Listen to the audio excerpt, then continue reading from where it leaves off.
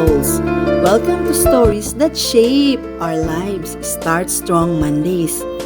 Ako po si B, a certified mental health coach, an advocate of mental health, at kapwa niyo Pilipino na nagsasabi, you are not alone.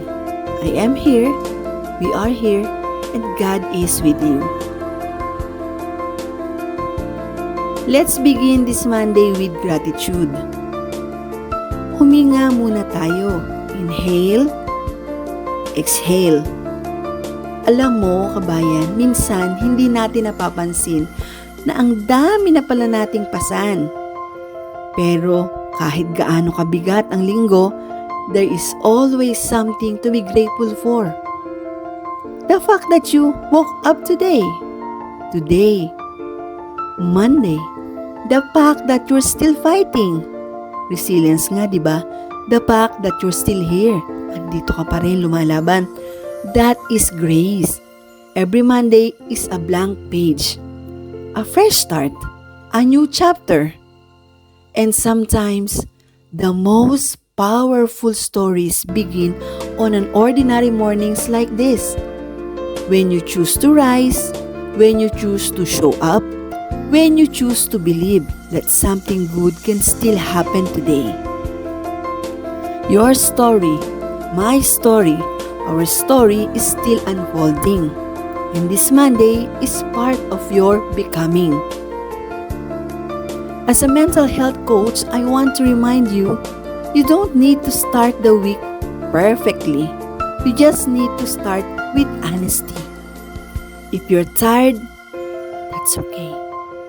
If you're hopeful, that's beautiful. If you're unsure, that's human.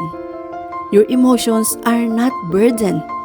They are signals, they are stories, they are part of your healing. God is already in your Monday. He is already in your plans, your decisions, your healing, your breakthroughs. You don't walk into this week empty. You walk in guided, protected, and deeply loved. To all my kababayans here in the UAE and around the world, I honor your strength. I honor your sacrifices. I honor your resilience. Hindi madali ang buhay abroad, pero tandaan mo, may kasama ka. May community ka. May Diyos na hindi ka iiwan. Today, choose gentleness. Choose gratitude. Choose grace. Choose to believe that this week can still surprise you with goodness. A strong week doesn't begin with strength. It begins with surrender, gratitude, and God's grace. This is B, your mental health coach, your kapwa Pilipino, your companion in this journey, reminding you once again, you are not alone, I am here, we are here, and God is with you.